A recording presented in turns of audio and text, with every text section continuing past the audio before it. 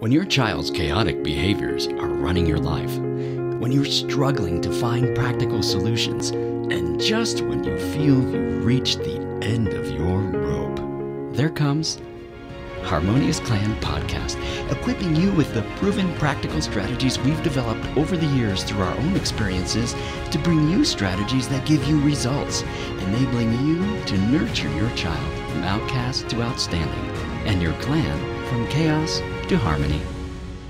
Welcome to Harmonious Clan Podcast. This is our series, Is This Behavior Really Out of the Blue?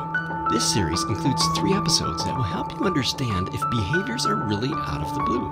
In episode 1, we'll introduce out-of-the-blue behaviors with a story from our own life. We'll show you that those behaviors are not really out of the blue, and we'll introduce the ABCs of behavior. In episode 2, we'll discuss more about the ABCs of behavior, how you can use the ABCs to help modify your child's behavior patterns by helping them build the skills they need in these situations, and by understanding the antecedent events that trigger the undesirable behaviors. And in episode 3, we'll discuss the path from chaos to harmony.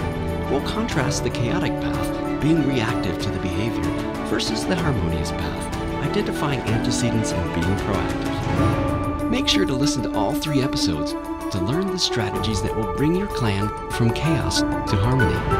Visit our website at www.harmoniousclan.com to get a copy of our podcast download, Understanding and Working with Behaviors Before They Start. Harmonious Clan equips you with our books, educational podcasts, a supportive community, courses, speaking events, and one-on-one consulting, enabling you to nurture your child from outcast to outstanding, and your clan from chaos to harmony.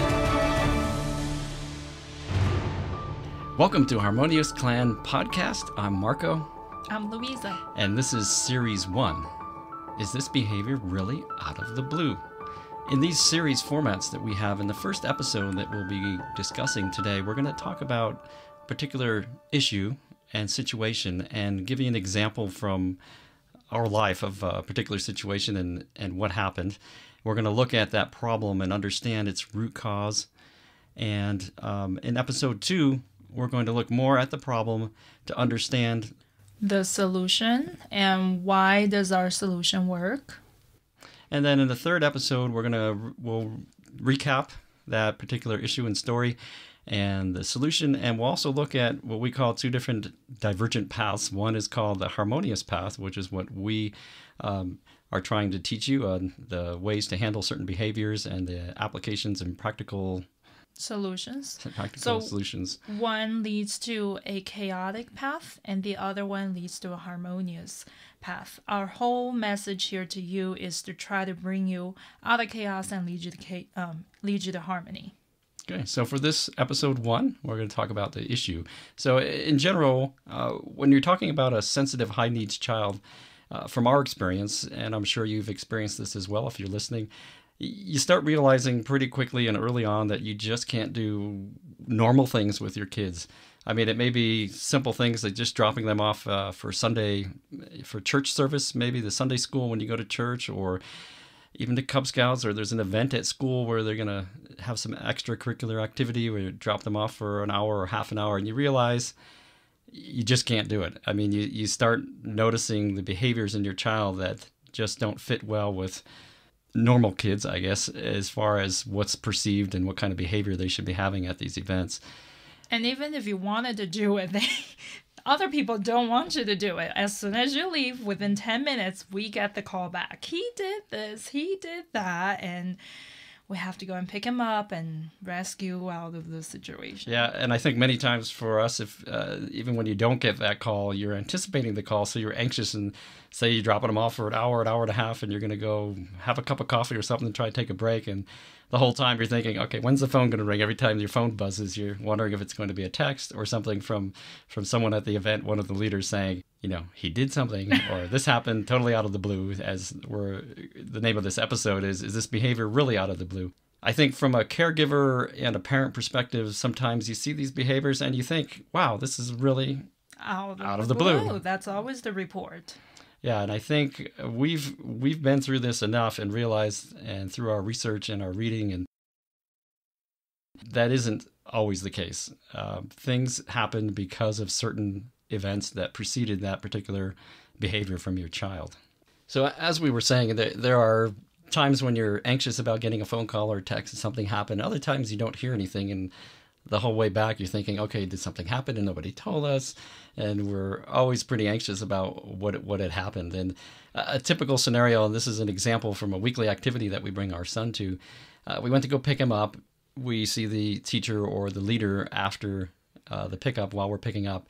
And we get the comment, well, we were just there doing whatever activity, and nothing was happening. Nothing was going on. And then all of a sudden, he punched a child.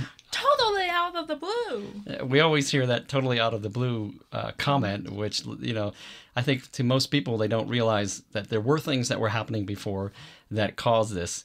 And whether it's he hit somebody, or he crumpled somebody's paper, or he pushed somebody, or he knocked somebody down, or he wasn't doing whatever activity the rest of the group was doing, or he started yelling. It could be one of multiple symptoms that you see. And from everybody's perspective, it's like, well, it was just out of the blue.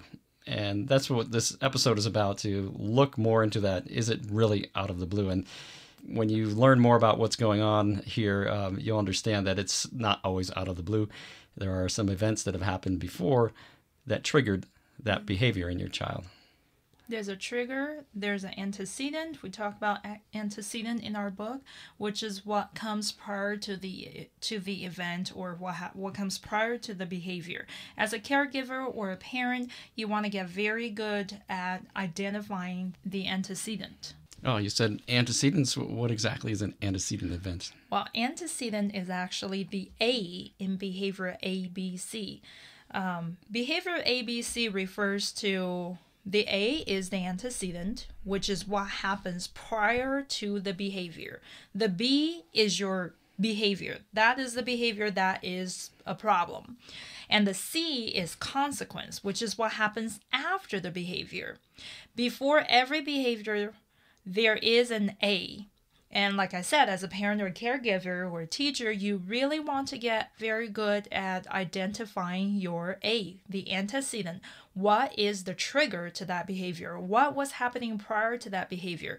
If you get very good at identifying those, you're going to be able to catch the behavior before it happens. If you know what the antecedents are, you can create a different path that would route to a different kind of behavior. The consequence also is something that controls the behavior. So I talk a lot more about that in our book.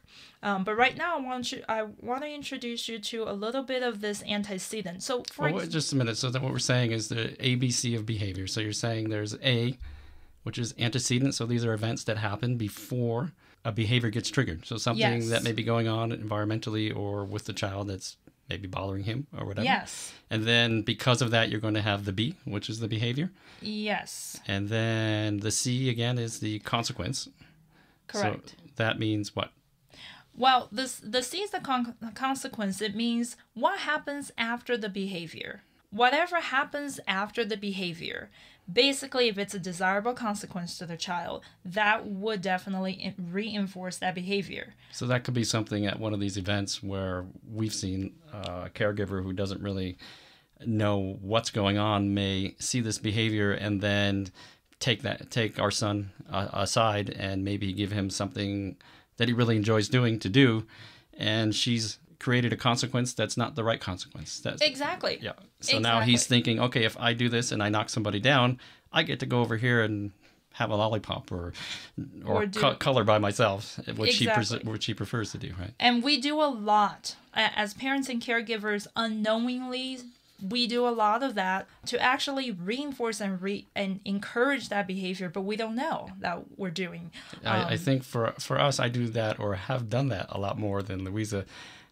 Because she's with the children more and understands these things in more detail. And then afterwards, when one of these behaviors happen, I'll do something and she'll say, "Do you realize what you just did?" I said, "Oops, yep, I just reinforced the wrong behavior." So exactly, you got to stay tuned for our second series because it talks about what are you really teaching your child. We're going to delve deep into the consequence and what are you really teaching your child as a result of what happens after. Of your actions, right? Right, exactly. So that again we call the behavioral ABCs, which is the antecedent, the behavior, and the consequence. Right. So remember those. Right. So here we're going to talk about the antecedent. So, for example, why does that matter? Well, we've had an experience where, for example, our son crumbled up his own artwork, and then he crumbled up all the child next to him, all of the child that was sitting on his table. He crumbled up all of their artwork, and he started throwing them on the floor. And of course, the report we get is, out of the blue, he started crumbling up everybody else's paper. Well, when we further look at the root cause of this situation, what was really happening is the children were supposed to draw, and everybody were given markers and paint and whatever it may be.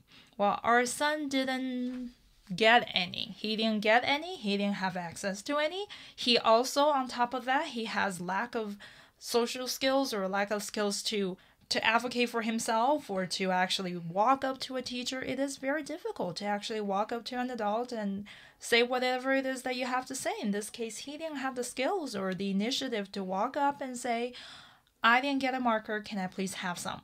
So out of frustration, he was completely stuck. Of course, he wants to do the right thing. He wants to be painting. He wants to be drawing, doing what everybody is supposed to be doing. He couldn't. With the lack of skills to go get himself some, there was nothing he could have done. He was basically completely stuck. And then he was frustrated. He was bottled up, and now he's got no coping skills to cope with the frustration of not being able to do what he's supposed to do. And so, of course, no, absolutely not out of the blue when he started crumbling up everybody's paper. He did not know what to do with himself. And from our experience, when these situations were happening, we actually started sitting in the back of these events or classes that he was in to observe, mostly not to be involved directly with him, but to start studying and understanding what was really going on in the room, these antecedents as we're talking about. Because to most people, you wouldn't notice it, but we went there purposely to sit there and say, okay, these things are happening, meaning he's having these behaviors that are not appropriate, obviously, and bothering other children and crumpling papers and maybe knocking people down or yelling and screaming. And we wanted to sit in the back of the room, even without his knowledge a couple times, just to see what was really going on and watch his behavior, watch the other children's behavior, watch the instructors' behaviors, look at the environment, what's going on in the room, how hot was it, all these kind of things, just, approaching it from an engineering perspective, trying to analyze it and figure out what's going on.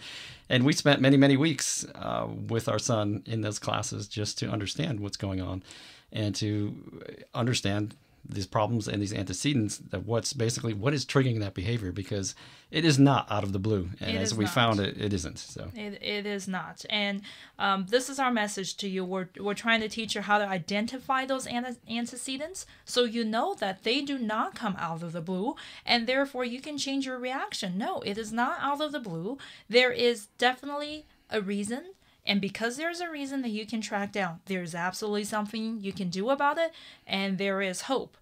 I think there's two things, right? One is that you can see these things happening and see what's going on with your child. And there's two things. One, you'll be able to intercept and go in and maybe redirect him. The other thing is to learn what you need to teach your child about these situations and how he can advocate for himself, and what are alternative things that he can do besides acting out in a non-socially acceptable way. Exactly. So it's definitely important to really understand these antecedent events and be able to use those as a parent or as a caregiver to identify what's going on and be able to intercede when you need to, and also to be able to plan out how you're going to teach that child. What kind of skills does he need to be able to survive? Because he's going to be in these types of situations throughout his life, and he has to learn how to be able to handle these things himself, and to advocate for himself, and to use alternative behaviors besides these socially unacceptable behaviors. Right. So when you see a behavior that's not acceptable, there's always a reason. So either environmentally, there's something you can do to better support him. There's something you can do to change the environment. We talk about these kids, they have a lot of sensory issues. So things that may not trouble other people would absolutely trouble them. So there are things that you can do environmentally to better support their needs, to better accommodate their needs. And then there's also always, as I see it, there are things you can do to equip themselves better. In the case of crumbling everybody else's artwork, now we know we need to teach him, okay, when you don't get the marker, okay, so or you get a marker that doesn't work, which was one of the situations we observed. Yes, well, we need to teach him or let's get the courage, let's get the initiative to walk up to somebody, and how do you express yourself? Communication is very, very difficult. So that's a very pivotal skill. So sometimes if you look at it, not only would you realize what can you do to better support your child in this environment, but you can also look at what tools can you hand down to your child. There is a pivotal skill that your child is missing, and that's why your child doesn't handle the situation well.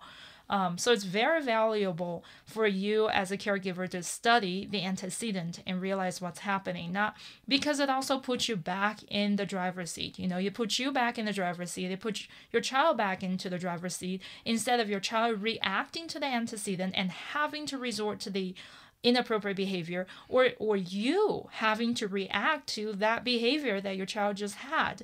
Now, you're both back to the driver's seat because you know what causes that behavior and you're able to catch it. You're able to find alternative ways to deal with that situation. Yeah, and I think it's important because one of our things that we're trying to advocate for is that these children, they need to be taught these skills and equipped properly to live a normal life and to excel. You can't put, one thing at first we were with our child is like, okay, well, we're not going to go there anymore, right? Because this is going to happen. But then after a while, we realized, well, if you start doing that for every social event, eventually your child's not having a childhood because you're trying to protect him from these situations. And you really need to be able to look at the situation, analyze it, understand it, address it by giving him equipping him with those skills that he needs and understanding what's going on and talking with the instructors and stuff so they understand when they see certain things to know that something may happen to intercede.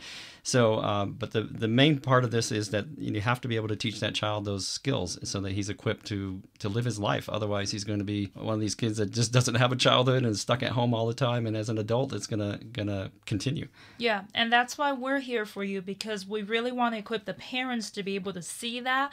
We want to give parents every tool they need to be able to not only identify the problems, but also be able to help and support and fix it. Yeah, and we'll get into more detail in episode 2 of this series, Is This Behavior Really Out of the Blue?, where we'll talk about these antecedents and how do you look for them and what are you looking for. And like we said, it's things from the environment. It could be things from other children and what would be a normal situation for a child, and another child in the room is just acting like a child. For these children, that could be a trigger. They get too close to the child or something. So we'll talk a little more about that in episode 2 of this series. But there are a lot of things that could be causing this from an antecedent perspective. You got in the room, you got the environment. I mean, what does the room look like? Is it a big open hall? Is there a lot of texture? Is it very loud? But stop for a second. I think we need to explain. Why is that a problem? Okay. Yeah, why is a big room a problem? Why is the texture? Why is that all a problem? No, it normally is not a problem for people who do not have sensory issues. Your neurological system is designed for you to screen through these inputs. I mean, if something's too loud, just as an example, I'm sure you're a parent, you can talk on the phone with your kids doing whatever in the background, making a bunch of noise. You can still hold a conversation with another adult in person or over the phone, because that's your ability to screen out the sounds that are irrelevant to you in the background at that moment. Well, these children, they do not have that capability. That is something physiologically wrong in their system. That they're gonna need to get some skills, they need to cope with that, and then meanwhile, you need to be able to understand that no, they cannot screen out stimuli that is too much for their body. And what ends up happening, it always ends up happening behaviorally. So yes, a big room, yes, that's a big deal. Yeah, so I think things like just auditory processing, if they have auditory processing, I mean, imagine yourself being outside anywhere and every single sound was at the same level and you have all these things, whereas normally as a person who doesn't have these sensitivities, you screen them out, as Louisa said. But could you imagine a child having all these things at the same level, just blasting him when he goes into a room?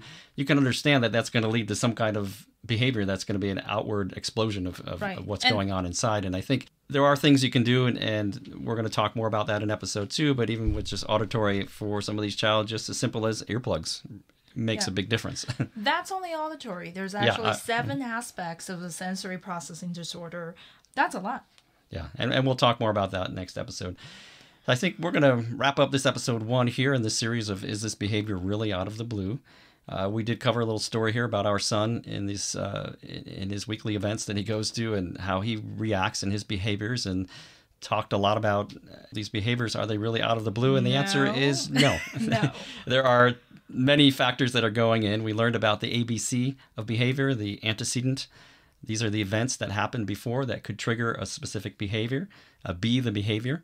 And C, the consequence, which is how what the consequence of that behavior is, either by the parent or by the instructor or the leader or the teacher or whoever that the child sees, and how that reinforces the behavior that they're doing. So in the next episode, we will talk more detail about these antecedent events and how to identify them and what to do. That episode number 2, we'll talk about our solution for this particular story that we were telling you, why that particular strategy that we used works. Yes, we definitely want to teach you some skills. So we'll catch up with you in episode number 2. Thank you for listening to Harmonious Clan podcast series, Is This Behavior Really Out of the Blue? We illustrated the problem of out-of-the-blue behaviors with a story from our own clan, discussed how to apply the ABCs of behavior, the outcome we saw, and why the solution works. And then we took a look at the path from chaos to harmony, contrasting the chaotic path, being reactive to the behavior, with the harmonious path, identifying the antecedents and being proactive. Harmonious Clan, enabling you to nurture your child from outcast to outstanding, and your clan from chaos to harmony. Please visit our website at www.harmoniousclan.com to get a copy of our podcast download, Understanding and Working with Behavior Issues Before They Start. You can also get the podcast notes, learn more about us, and get information about joining the clan. You've been listening to Harmonious Clan Podcast with Marco and Louisa. Learn more about Harmonious Clan at www.harmoniousclan.com for information on resources including books, educational podcasts, a supportive community, courses, and one-on-one consulting. Harmonious Clan, enabling you to nurture your child from outcast to outstanding, and your clan from chaos to harmony.